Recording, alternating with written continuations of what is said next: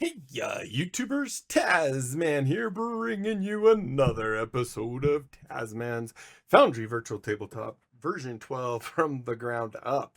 And to be honest, this is like the fourth time now that I've tried recording this where the module I was going to highlight and stuff, I didn't get a chance to fully go into, or it's a module that I only use tiny bit of it. And I tried to do more explanations of it, and I just didn't know enough about it. So I'm trying, we're getting into the area where there are going to be modules where I just use the defaults.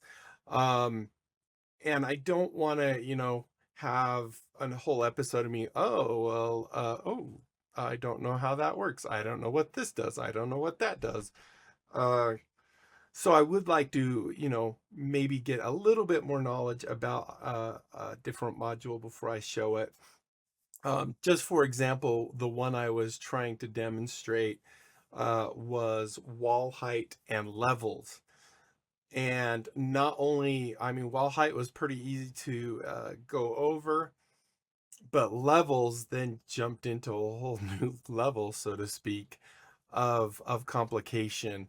And I was getting into almost an hour of a video, and I still was just kind of just grazing the surface of levels. So some of those modules I might have to split up, like levels part 1, part 2, and have it just be this whole uh episode's going to be about levels. That reminds me really quick. um I want to make sure that I am getting any comments that might have happened. So last episode was 57, where we went over cursor hider, polyglot, and token aura ring. That one went okay, I guess. Um, Good news is 100% likes, and I got 4 of them. So I don't know what happened with Monk's Little Details, which I don't think I had too much bumbling on that one, but I got two.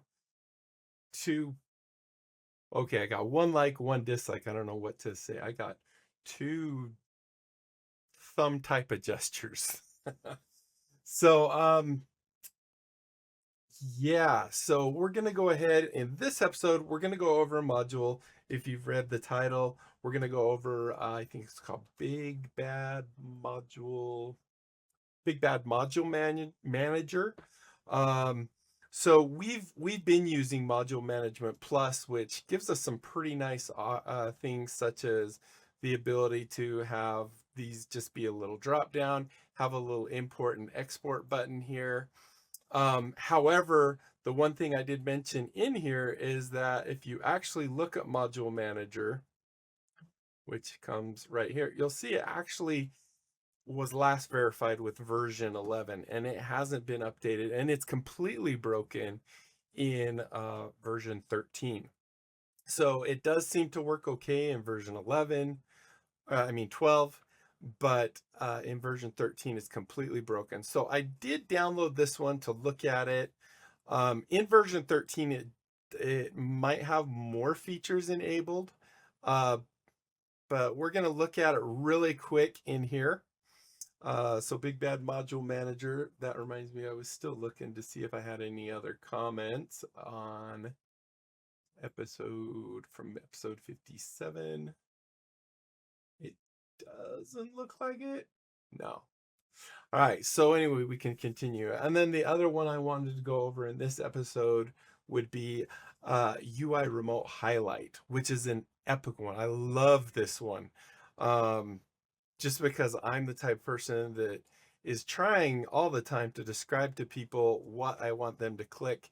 And this just makes that so much nicer. So we're going to go over these two. I'm going to go ahead and save it.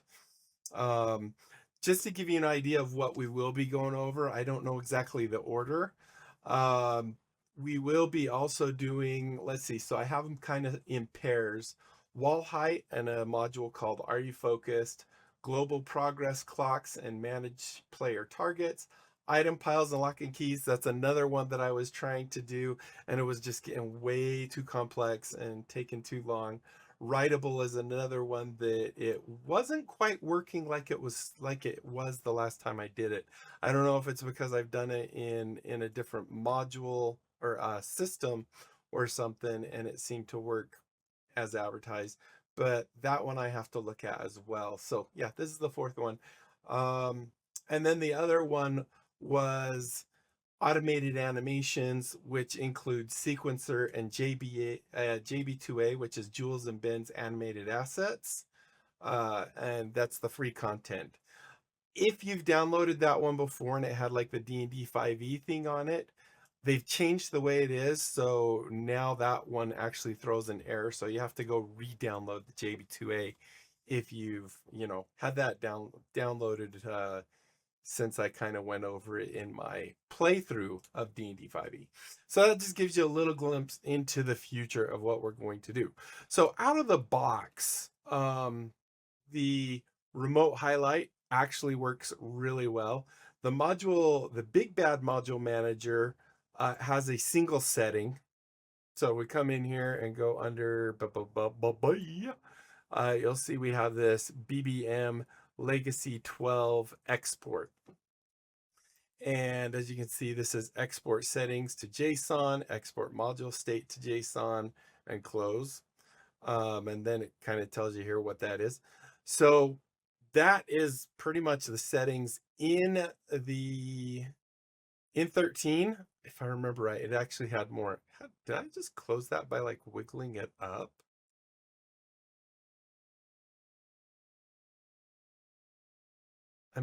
Was I moving it over? I don't know how I did that. All right. But I wanted that open.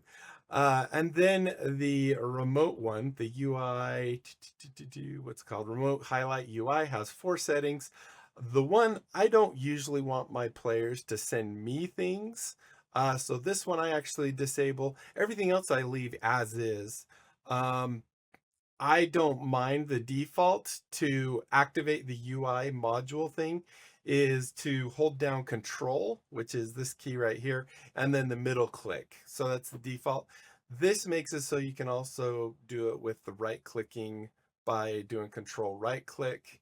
I'm fine with the middle click personally, because that's one of the buttons I'll hit least on accident.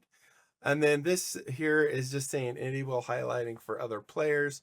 So while holding control, right clicking, aux clicking, UI element, it will be highlighted for other players. So basically, if you have this one off, you as the GM can't highlight your players. And if you have both these off, you might as well not even have the module installed, because it's just taking up memory, because no one's able to send anything to anyone. So anyway, we can go see real quick. Yeah, it looks like does the player actually get? I don't think the player does actually. I don't think that's actually showing exactly what they get. So anyway, those are basically your settings. Now this one, very simplistic and straightforward. What I'm going to do, I'm trying to think the best way to do this is, for example, let's say I'm going to move my GM screen, which is this guy right here, over just a little bit, and then we have our player screen over here. And what we're going to do is we are going to show you what this does. So the remote UI, there's a couple ways you can do it. The easiest way is to simply control and click. Now I have this disabled for players. So if I click on it, you'll notice it turned into a red box. That means the player doesn't get it. So if I do the light here, you'll see that's actually just ignoring it. So they don't actually have these, but if it's like number 1 here, you'll see it actually highlights it if it's something they have. And you can almost click on anything. I mean, you can click on the Foundry logo up there. Oh, that was the wrong one. You can click on, I don't know what I was clicking on there. Toggle navigation. They do have that right there. You know, you can say click on scene so they can see that. If you do that, you'll see that they don't have that up. I wonder if they actually, oh, they don't have the configure. That's right. I was thinking of they don't have any options there. But one of the most common things that might happen is you're telling someone, make sure you're in select mode because they were in there and they were measuring or something. And they're like, I can't move my token. It's just, it's drawn the lines and stuff, but it's not going. And so then I say, okay, so you look at the little man, make sure at the top there's a little square with, you know, 4 little almost arrows, making it look like a square. Well, with this, I can hold control and do that. And you'll say, oh, click that bad boy. And there they go. They can do that. And now it works fine for them. This also works, you know, for other things. I thought it worked for that one. What's a good example? Let's put this up, for example, and say they have, oh, these guys aren't serif. These guys are these. Oh, man, hold on. I'm going to have to change.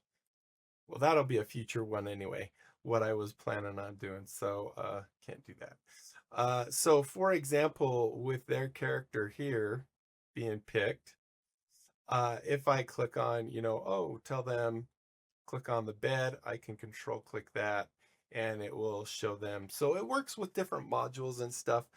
Other place it's really, really handy is on the control panel at the top. So I wonder if it works with these guys. Well, that's the players one. So yeah, I can actually say, yeah, you can see, so it should be mimicking that. The other one that I always have trouble with telling people, you know, click this, is when I'm going over here and I say, there's one that looks like a little server or something like that. And with this, I can simply just click on it and they can, oh, there it is right there. Or the 2 little cross swords, you want to click that to go into the combat tracker, or you know, you're in the combat tracker, you want to see your rolls and stuff, you'll want to click on that. So just holding down control and middle clicking is a great way for doing that. Now, if you are control middle clicking challenged, you can actually also click this marker button and then click whatever it is you want to highlight, and it will actually do this same. I guess I probably should move it over. So if I'm telling them to go into the little gears over there, you know, I can actually do that just by clicking on the highlighter button down here and then whatever I want to click on. So active modules. Wait, did that just switch them? Hold on a second. If that switched them, that will be epic. Oh my gosh, it switched it. Holy cow. I did not know it did that. So if I actually say, go to the sword. Okay, that one didn't change. But I bet if I'm in there, oh, they're not going to have much control. All right, what's one that would, so actors, players, I know they have control of, I think it's Krusk, isn't it? I think so. So what if I said, click on Krusk? Okay, it didn't expand it, but holy cow, that is awesome. I did not know it would actually do that. That is cool. But I could actually do it still probably by clicking on the players. So it highlights that. And then even if theirs is closed, will it expand it? No. What about if I do the icon? All right, so it's still not bad because I can simply just say, oh, click on the players inside actors, and then do that. And then they know to click that. And then I could actually then say, and then click on the icon and boom, there you go. That is really cool. I did not actually know that it would open up panels in some cases. Not every case, but that is cool. So anyway, there you go. That is the remote, what I call it, UI hyphen remote highlighter. So the other one I wanted to talk about, like I said, I'm going to go make sure that module management is disabled. So we're going to go disable that one real quick. I forgot to do that when we were doing it initially. Now, if you remember when we first did module management, one of the first things that popped up was there's a global conflict thing. I don't think this one has the global conflicts or anything. And I think, so yeah, we went in here, we already did that. So if we go into the manage module area here now, it looks pretty much the same. And I think the only place you can actually make any difference is in the settings. But I will say that in version 13, it actually puts up here, I think it's his initials, big BBMM for Big Bad Module Manager. And when you click that, from what I saw, it seems to basically open up something similar to this, not this, sorry, something similar to this, but not quite. I mean, it actually is a bit nicer. I don't have my version 12 up right now, 13. But anyway, so with this, you can simply just say, I want to export all my settings. So all the settings in here to a JSON file, export all my module states, which would say these are the active ones, these are inactive ones, to a JSON file. And then of course you can close. With the version 13, it actually had some other cool options in there that, you know, are pretty nice. So that's actually the two modules I really wanted to go over for this episode. So I think we're good. I think we can go ahead and call it an end. That actually went a lot better than the last 3 recordings that I tried of this episode. So anyway, thank you guys so much for watching. Hopefully you enjoyed. If you did, be sure to leave a thumbs up down below. Aside from that, comment, like, and subscribe. Click that little notification bell. Join my Discord channel. Tell other people about my channel. Check it out. If they like what they see, they can subscribe. And we grow the channel. Everybody wins. And that is it, my friends. Until next time. This is like a super short one. Until next time, I'll be seeing you later. Bye.